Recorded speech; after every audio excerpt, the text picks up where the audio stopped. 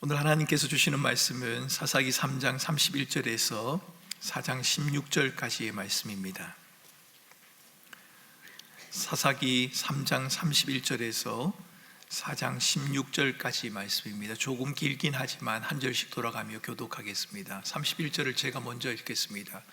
에훗 후에는 아나스의 아들 삼갈이 있어 소모는 막대기로 블레셋 사람 600명을 죽였고 그도 이스라엘을 구원하였더라.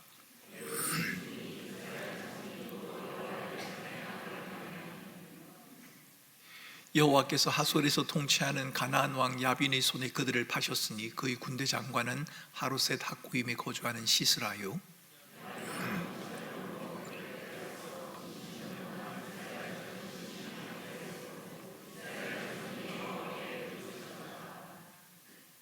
그때 라피도스의 아내 여 선지자 드보라가 이스라엘의 사사가 되었는데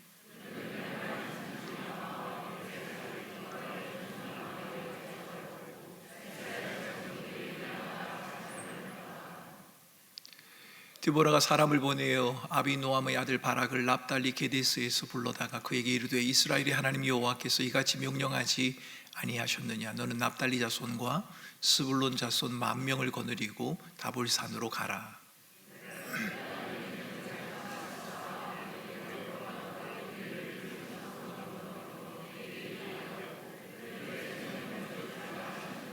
바락이 그에게 이르되 만일 당신이 나와 함께 가면 내가 가려니와 만일 당신이 나와 함께 가지 아니하면 나도 가지 아니하겠노라 하니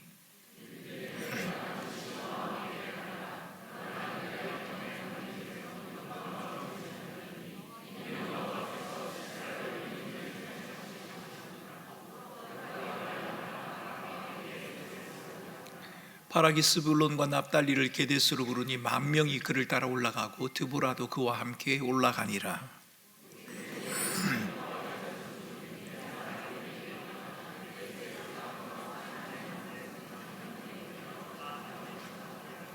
아비노함의 아들 바락이 다볼산에 오른 것을 사람들이 시스라에게 알림이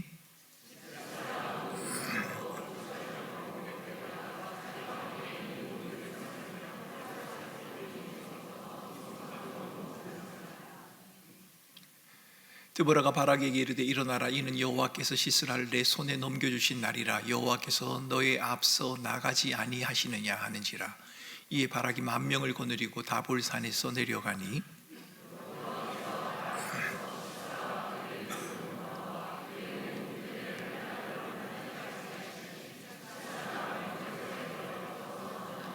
같이 읽겠습니다. 바락이 그의 병거들과 군대를 추격하여 하루셋 가까이에 이르니 시스라의 온 군대가 다 칼에 엎드려졌고 한 사람도 남은 자가 없었더라. 아멘.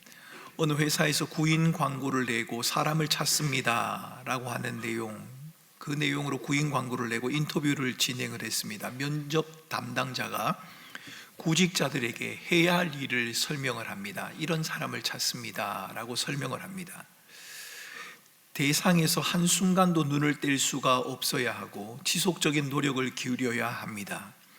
정해진 시간도 없고 휴식은 불가능합니다. 인간관계, 의학, 재정 등 수십 개의 자격을 가져야만 할 수 있는 일입니다. 때로는 생명을 대신하는 희생하는 직업이지만 페이는 없습니다. 여러분, 인터뷰가 진행될수록 면접에 참가한 사람들은 고개를 저으며 이런 일을 과연 누가 할까? 이 일을 하는 사람이 누굴까? 어떤 사람을 찾는 것일까 궁금했습니다. 여러분은 이 내용을 통해서 찾고 있는 사람이 누구라고 생각하십니까? 2부에도 예수님이 나왔는데 3부에도 예수님이 나오죠. 대상에서 한순간도 눈을 뗄 수가 없고 지속적인 노력을 해야 하고 휴식도 없고 정해진 시간도 없고 인간관계, 의학, 재정 등 수십 개의 자격증을 가져야 하고 생명을 대신하는 희생까지 해야 하는 그런 직업, 이 직업을 가진 사람이 도대체 누구입니까? 어떤 사람이겠습니까? 여러분, 이 내용은 다름 아닌 엄마를 찾는 구인 광고입니다. 생명을 잉태하는 순간부터 생명을 성장시키는 모든 과정에서 엄마의 손길은 늘 아이에게 머물러 있습니다.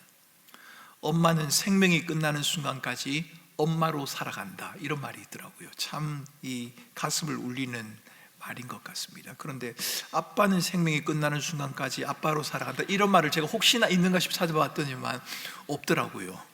왜 없을까? 잘은 모르겠지만 너무 당연하기 때문에 없는 것이 아닌가, 그렇게 스스로를 위로를 해봅니다만, 여러분, 엄마는 찾는 대상이 아니라 주어지는 선물과 같은 존재이지 않습니까? 삶의 연수가 더해지면서 우리들은 사람을 찾아다닙니다. 친구를 찾고 동료를 찾고 교회 안에서 함께할 사람을 찾습니다. 어찌 보면 우리의 인생은 사람을 찾아가는 과정의 연속이다, 이렇게 해도 과언이 아닐 겁니다. 요즘 여러분은 어떤 사람을 찾고 계십니까?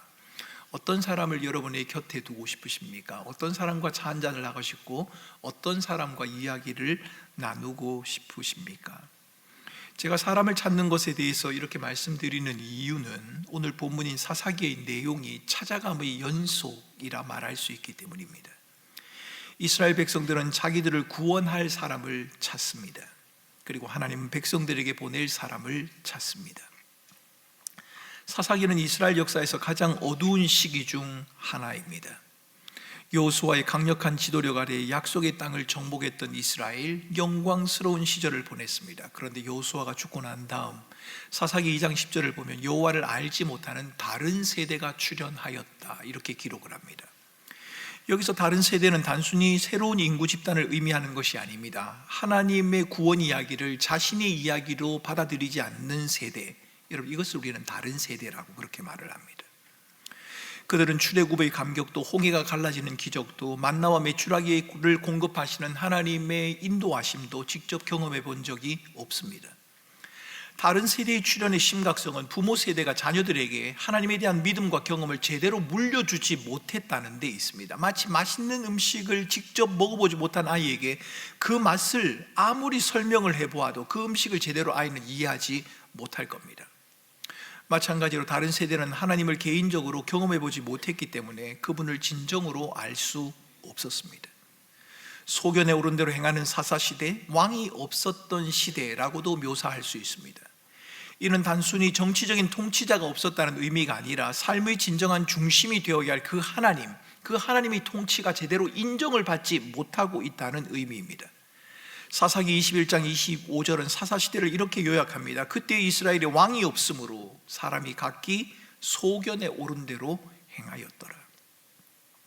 팀 켈러라는 목사님은 이 구절에 대해서 왕이 없다는 것은 단순한 정치적인 공백이 아니라 절대적인 도덕 기준의 상실을 의미한다라고 설명을 합니다. 사람들이 자신의 판단만을 절대시하기 때문에 하나님의 기준은 무시했던 시대였습니다. 왕이 없는, 그래서 소견에 오른 대로 행하던 사사 시대에는 분명한 패턴이 나타납니다. 이스라엘 백성들이 하나님을 버리고 우상을 섬깁니다. 그러면 하나님은 그들을 이방 백성에게 넘깁니다.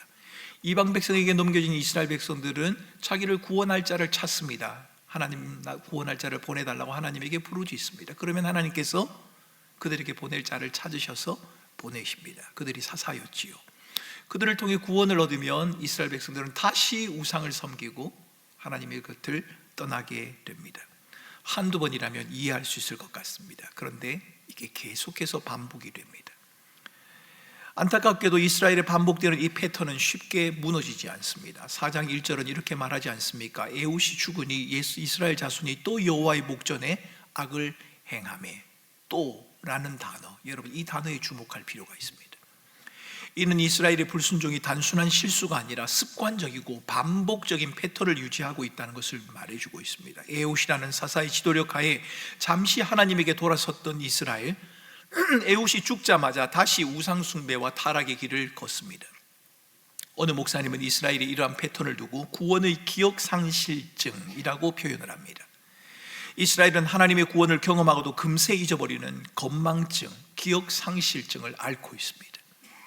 이는 그들이 하나님의 구원 역사를 단순히 머리로만 알았을 뿐 그것을 마음에 새기고 삶으로 살아내지 못했다는 사실을 의미합니다. 머리로 안다고 해서 다 가슴으로 느껴지는 건 아니지 않습니까? 머리로 알고 있다고 해서 다 우리의 손발로 옮겨지는 것은 아니라는 말입니다. 여러분, 이스라엘 백성들이 그랬습니다.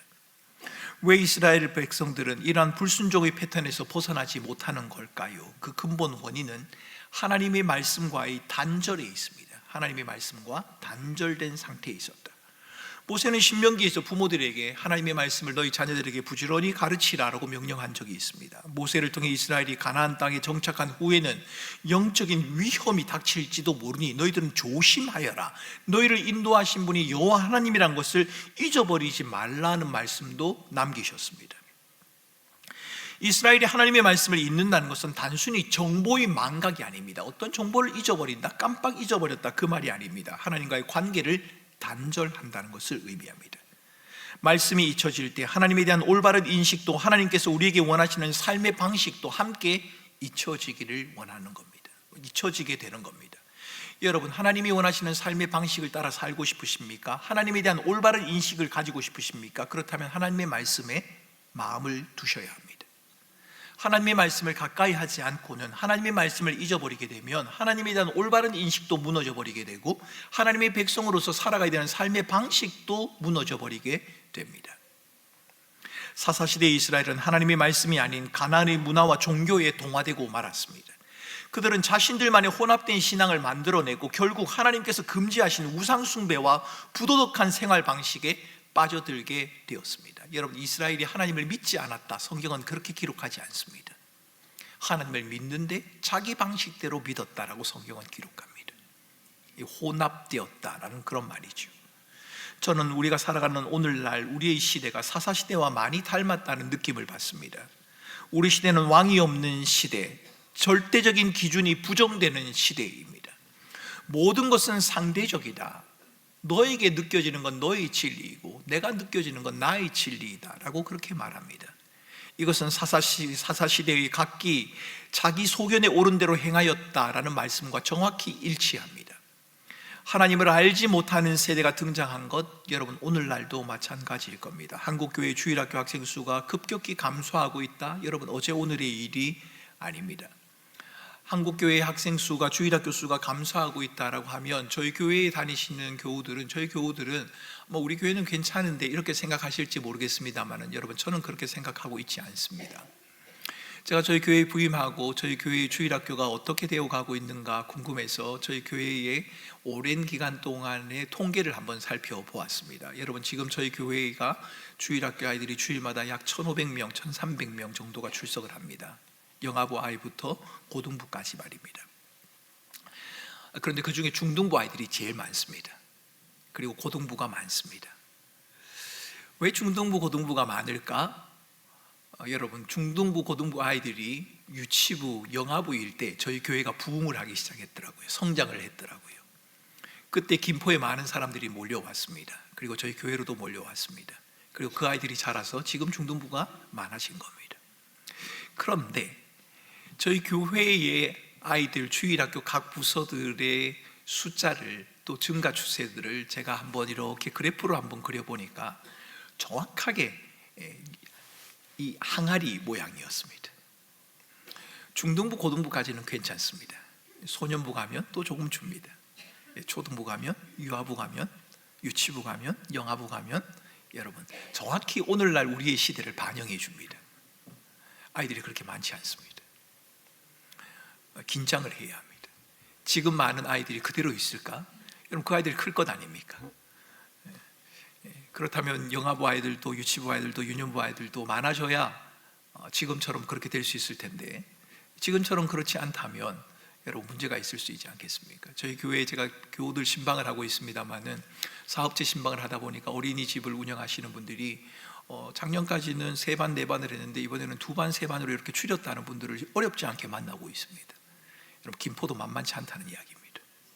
다른 곳으로 이사 가시는 분들도 많이 있고요, 다른 신도시로 이렇게 빠져나가시는 분들도 많이 있고, 또 물론 들어오는 분들도 많이 있습니다. 몇 년간은 좀 괜찮을는지는 모르겠습니다만 주일학교의 수가 그대로 유지될 수 있을 것이다. 여러분, 그러기 위해서는 많은 수고와 애씀, 노력이 필요해 보이는 것 같습니다. 여러분, 제가 말씀드리는 것은 단순히 숫자적인 감소의 문제를 말씀드리는 게 아닙니다. 많은 부모들이 자녀들에게 학업적인 성공은 열심히 가르치면서 하나님에 대한 믿음은 제대로 전하지 않습니다. 아이들에 대한 신앙 교육은 교회가 하는 것이지 부모가 하는 것이라고 생각하지 않는단 말입니다. 그러나 성경은 분명히 자녀들의 신앙 교육의 주체는 교회이기 전에 부모여야 한다고 그렇게 말을 합니다. 하나님을 모른 채 자라는 것에 대해서는 별다른 위기감을 느끼지 못하는, 자녀들이 좋은 대학에 들어가지 못하거나 취업을 하지 못하는 것에 대해서는 큰일이 난 것처럼 불안해하면서도 하나님을 모른 채 자녀들이 살아가는 것에 대해서는 별다른 위기감을 느끼지 못하는 시대, 여러분 오늘날의 시대가 아닌가 싶습니다. 아니 여러분, 오늘날만의 이야기가 아닐 겁니다. 꽤 오래됐습니다. 제가 부목사로 사역하고 있을 때 저희 동기들 모임이 있었습니다.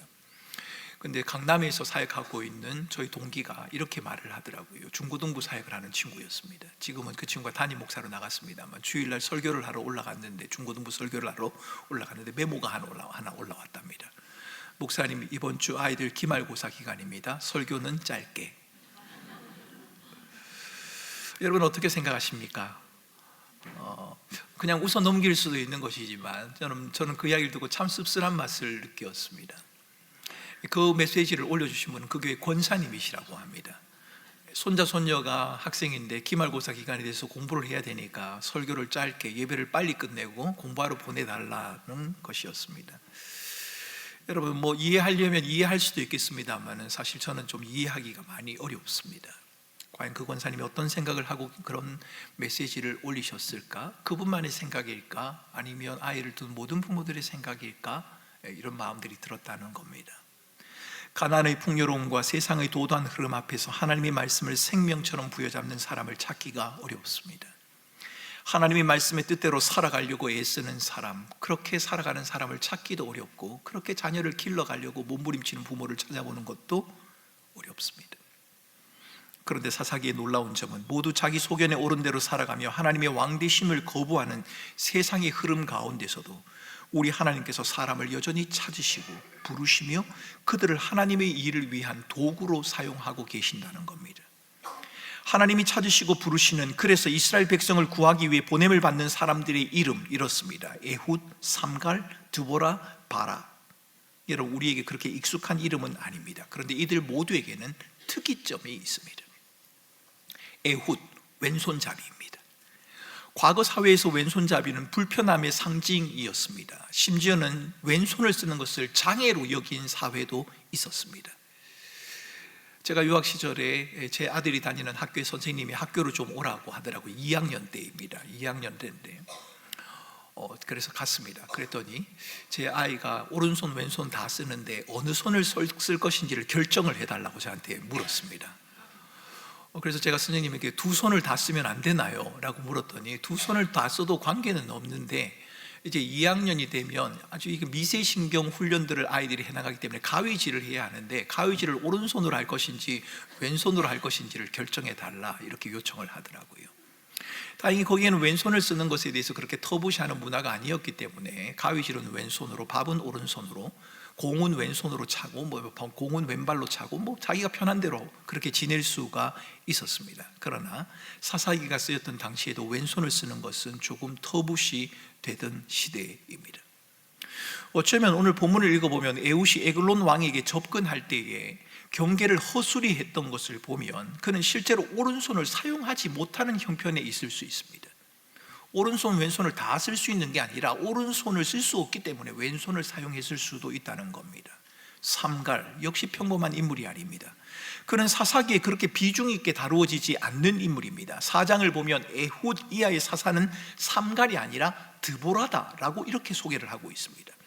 드보라에 대한 이야기는 길게 소개되는 반면에 삼갈에 대한 기록은 3장 31절 딱 한 줄뿐입니다. 에훗과 드보라 사이에 잠시 스쳐가는 조연과 같은 인물, 그 사람이 바로 삼갈입니다. 더 놀라운 것은 삼갈에게는 변변한 무기가 없었다는 점입니다. 그는 농사나 목축에 사용하는 소 모는 막대, 소 모는 막대기, 그것으로 철제 무기를 가지고 있는 블레셋 군대를 물리쳤다라고 성경은 기록합니다. 심지어 삼갈의 아버지의 이름이 아낫인데요, 이 아낫이라고 하는 이름은 가나안 여신의 이름입니다. 삼갈이라고 하는 이름도 이스라엘 백성들의 이름이 아닙니다. 이방인들이 주로 사용하는 이름입니다. 무슨 이야기입니까? 아마도 이 삼갈과 그 아버지가 순수 이스라엘 혈통의 사람이 아니라는 겁니다. 이방인이지만 이스라엘 공동체에 합류했을 가능성이 높습니다. 어찌 보면 그 시대에 보면 조금은 열등한 부류에 속한 사람이라는 말입니다. 드보라 여인이지 않습니까? 남성 우월 사상이 팽배했던 시대, 많은 제약을, 여인으로 살아가는 데 있어서 많은 제약을 가지고 있었던 그 시대에 한 여인이 이스라엘의 지도자로, 이스라엘을 구원하는 사사로 등장하고 있다. 여러분, 이것은 매우 특이합니다. 바락은 어떻습니까? 여러분, 이 사람은 참 비겁한 사람입니다. 적을 치러 가야 하는데 여인인 드보라를 향해서 당신이 먼저 가면 내가 뒤따라 가겠답니다. 마치 아내의 치마폭에 숨는 남편과 같다고나 해야 할까요? 그의 믿음은 완전하지 않았습니다.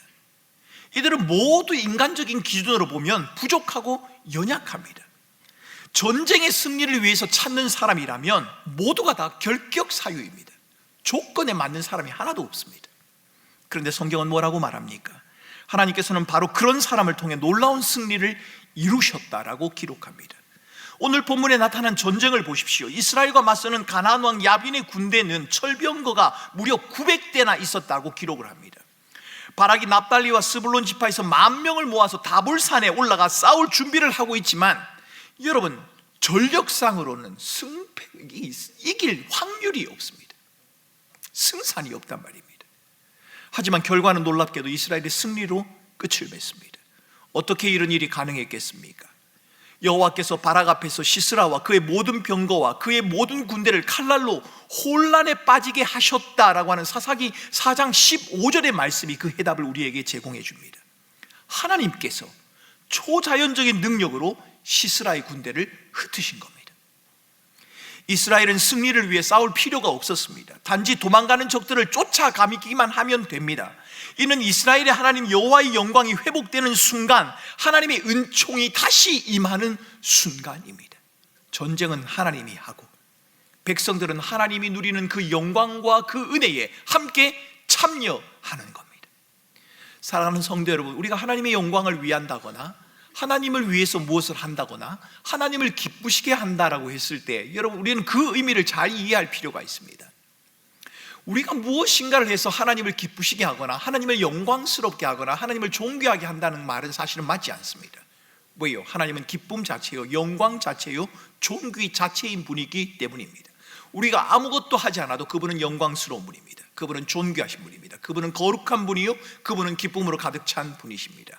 그럼에도 불구하고 우리가 하나님의 영광을 위해서 한다, 하나님을 영화롭게 한다, 하나님을 기쁘시게 한다라고 그렇게 말하는 것은 우리에게 어떤 능력과 자질이 있고 주님에게 기쁨과 능력과 영광이 부족해서 우리의 수고와 애씀을 통하여 그 영광과 거룩이 드러난다, 그 말이 아니라 이미 완전하신, 거룩하신, 영광스러우신, 기쁨에 충만하신 그 하나님의 놀라운 은혜 가운데 우리로 하여금 참여하게 한다는 의미입니다.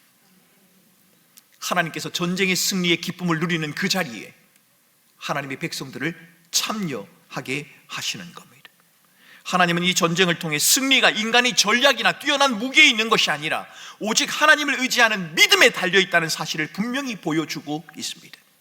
하나님의 구원 역사에서 가장 중요한 요소는 인간의 능력이나 자원이 아니라 하나님의 주권적인 개입이다. 여러분, 이것은 틀림없는 말입니다. 하나님의 주권적인 개입 말입니다. 하나님은 자신의 영광이 인간의 공로로 가려지지 않도록 종종 가장 약해 보이는 사람을 통해 일하시곤 했습니다. 왜 강한 사람, 갖춘 사람을 잘 사용하지 않으셨을까요? 그러면 자기가 했다고 할 테니까요. 그래서 하나님께서는 무명한 자, 연약한 자, 흔들림이 있는 자, 이런 자들을 불러서 사용하기를 기뻐하신다고 성경은 말합니다.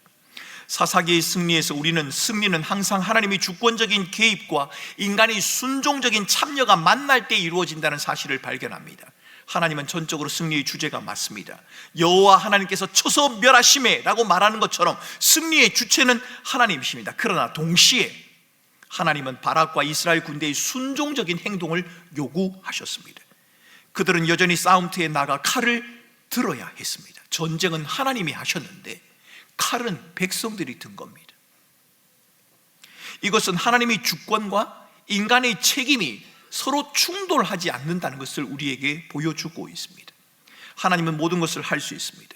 인간의 도움 없이도, 우리의 수고 없이도, 우리의 애씀 없이도 하나님은 모든 것을 할 수 있습니다. 하지만 하나님은 사람과 함께 일하는 방법을 선택하셨습니다. 그래서 하나님은 사람을 찾으시는 겁니다. 사람을 찾으시고 사람을 불러 그와 함께 하나님은 일하기를 원하십니다. 왼손잡이 에훗을 부르셨습니다. 소모는 막대기를 든 삼가를 찾으셨습니다. 여성 지도자인 드보라를 세우셨습니다.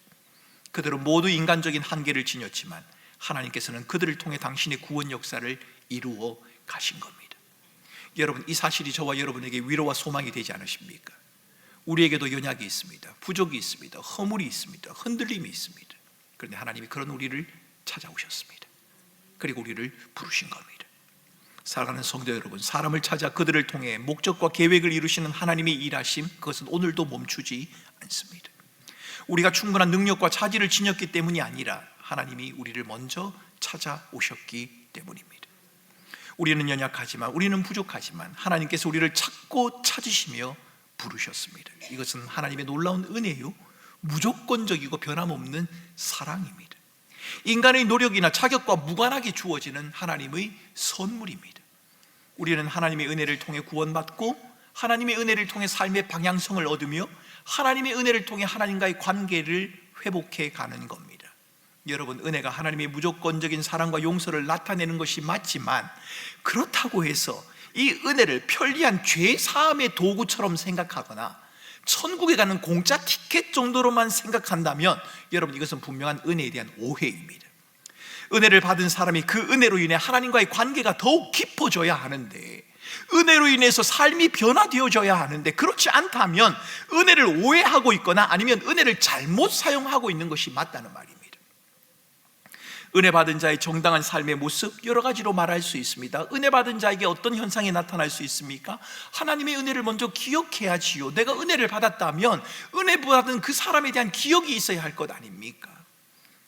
하나님의 역사를 잊지 않도록 해야겠지요. 어떻게 나를 도우셨는지, 어떻게 나를 인도하셨는지, 어떻게 내게 은혜를 베푸셨는지, 이스라엘 백성들에게 홍해를 가르시고 만나를 내리시고 메추라기를 먹이시고 광야를 이렇게 길을 인도하셨던 그것을 기억해야 하지 않겠습니까? 뿐만 아니라 그 은혜를 베푸신 그분의 말씀 안에 거하는 삶을 살아가는 일도 힘을 써야겠지요. 자신의 원함이 아니라 은혜를 베푸신 그분의 뜻을 따라 살아가야 하지 않겠느냐 말입니다.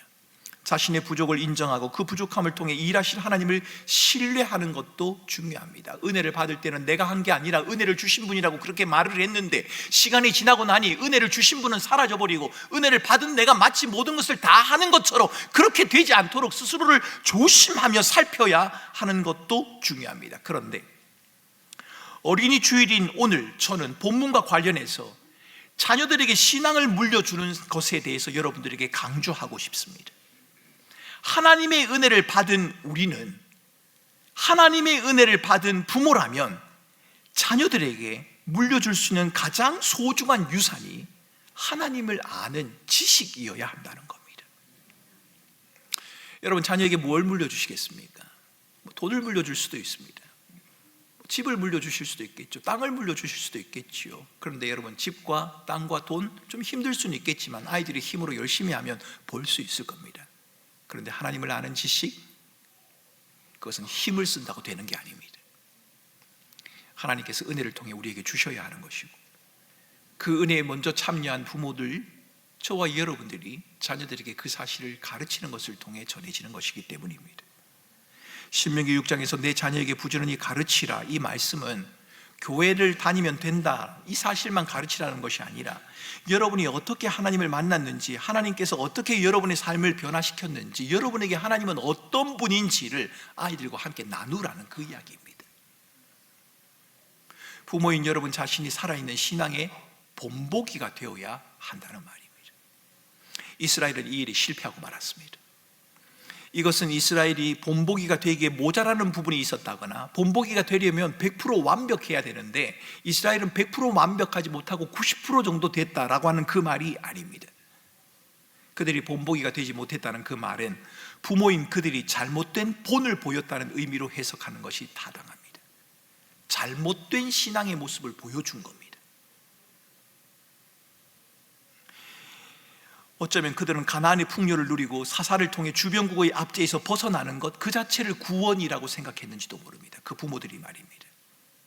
광야에서 주신 하나님의 명령 앞에서 하나님을 잊지 않고 하나님을 경외하며 하나님의 말씀을 따라 확신이 있는 삶을 살아가기 위해 애쓰는 것, 말씀으로 자신을 지키는 것, 이것이 진정한 믿음이다, 이렇게 배워야 하는데 그 부모들이 그렇게 생각하지 않았던 것 같습니다. 가나안의 풍요로움을 가지는 것, 거기서 자신들이 안정된 삶을 살아가는 이것이 구원이고 하나님이 주시는 축복이다, 그렇게 생각한 것 같단 말입니다. 여러분, 이것은 믿음에 대한 명백한 오해입니다. 시험 기간이니 설교는 짧게 라는 메시지를 올린 권사님, 여러분, 저는 그분이 누구인지는 모릅니다만 그분은 아마도 좋은 성적과 세상에서의 성공이 가져다주는 그 안정감이 하나님을 예배함으로 누리는 것보다 훨씬 크다고 생각했거나, 아니면 좋은 성적을 얻는 것이 곧 좋은 믿음의 증거다라고 여겼을 가능성이 있습니다. 여러분, 믿음에 대한 오해입니다. 믿음 있으면 다 공부를 잘합니까? 아닙니다. 그러면 아마 교회의 중고등부가 매어 터질 겁니다. 교회만 오면 성적이 올라간다는데 교회 보내지 않을 부모가 어디에 있습니까? 여러분, 교회만 오면 다 부자가 될 수 있습니까? 그러면 애써 제가 이렇게 설교할 필요도 없을 겁니다. 다 몰려들 테니까요. 여러분, 믿음에 대한 오해입니다. 믿음에 대한 정당한 이해가 아니라는 겁니다. 믿음에 대한 오해는 자녀들의 신앙을 왜곡시킨다는 점에 있어서 위험합니다.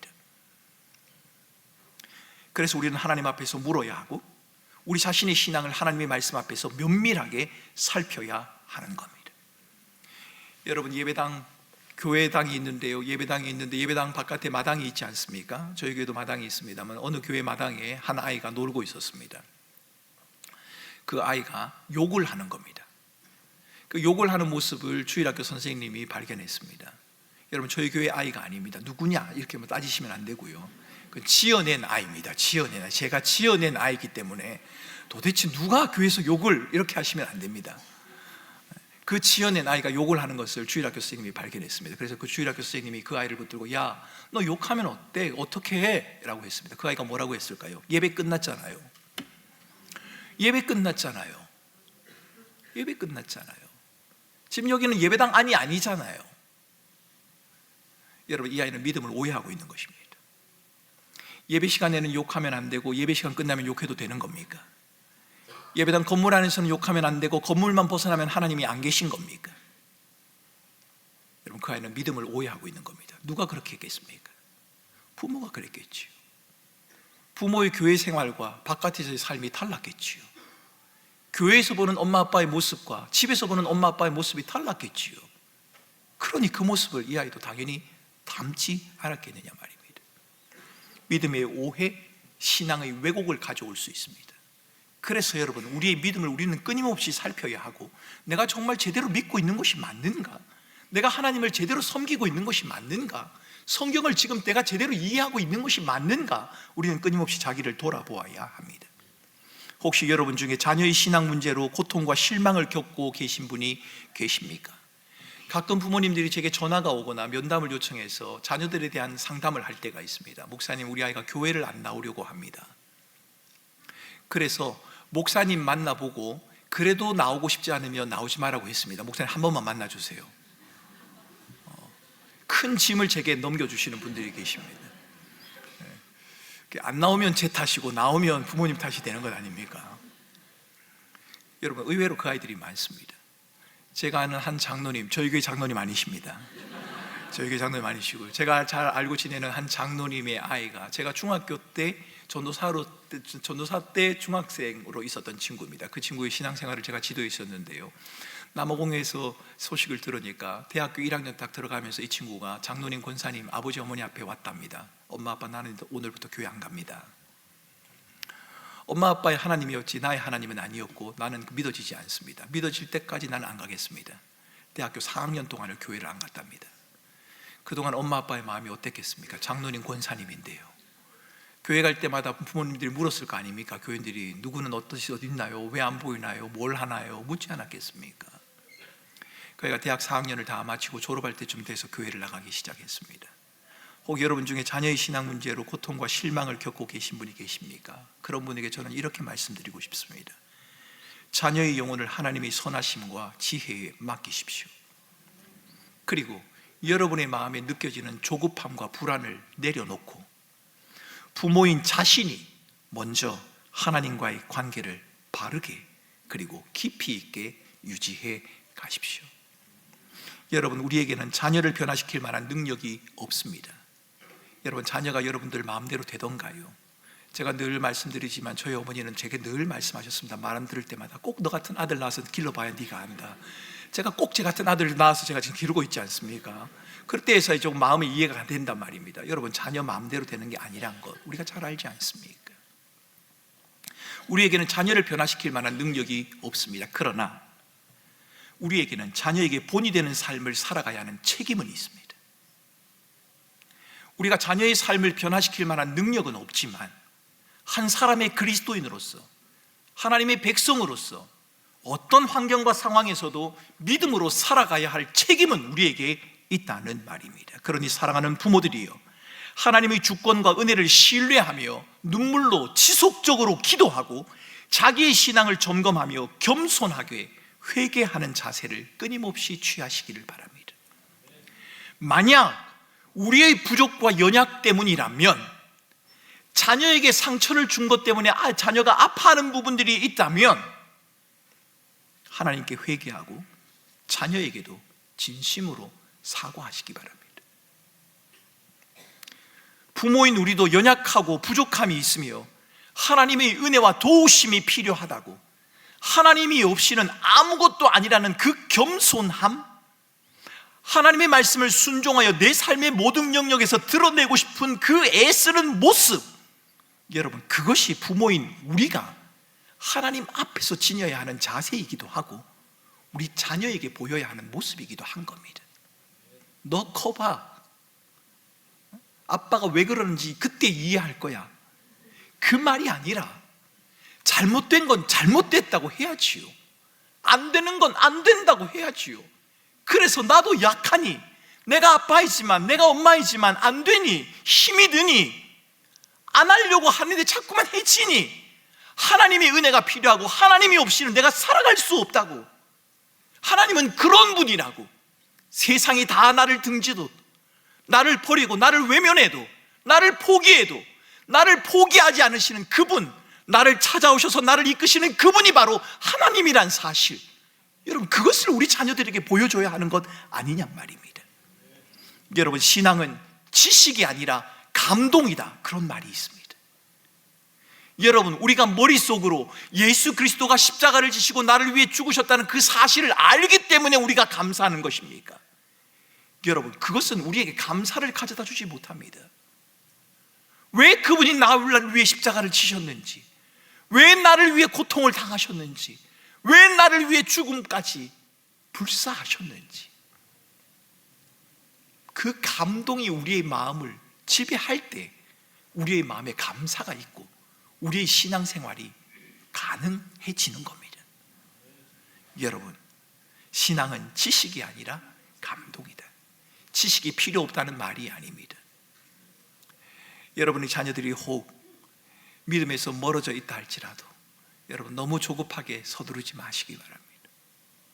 하나님을 믿고 하나님의 도우심을 구하며 기도하고 인내하며 우리 자신을 돌아보다 보면 사람을 찾으시는 하나님, 그분께서 우리의 자녀들을 반드시 찾으시는 날이 있을 것입니다. 사랑하는 성도 여러분, 하나님께서 사사를 찾으시고 부르신 것처럼 자신이 완벽하지 않음을 인정하고 겸손히 하나님의 은혜를 의지하는 성도, 그 부모를 주님은 지금도 찾고 계십니다. 아니, 주님이 우리를 찾으셨기 때문에 우리는 지금 이 자리에 머물러 있는 겁니다. 완벽하지 않아도 괜찮습니다. 넘어지고 실패해도 괜찮습니다. 연약함이 있어도 괜찮습니다. 우리 주님이 우리를 먼저 찾아오셨기 때문입니다.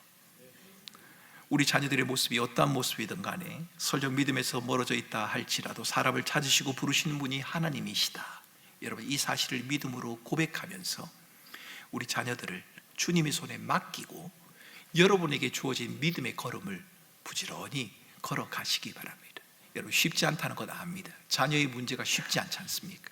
자녀가 내 마음에 부담이 되어지면 모든 일들이 잘 안 되어지고 손에 잘 안 잡히는 것 충분히 이해합니다. 그러나 그럼에도 불구하고 그 상황 가운데 찾아오신 주님을 신뢰하며 우리는 믿음의 길을 가야 하는 겁니다.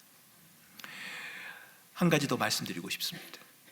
자녀에 대해서만 그러할 것이 아니라 여러분들의 부모님들에게도 그렇게 하시기 바랍니다.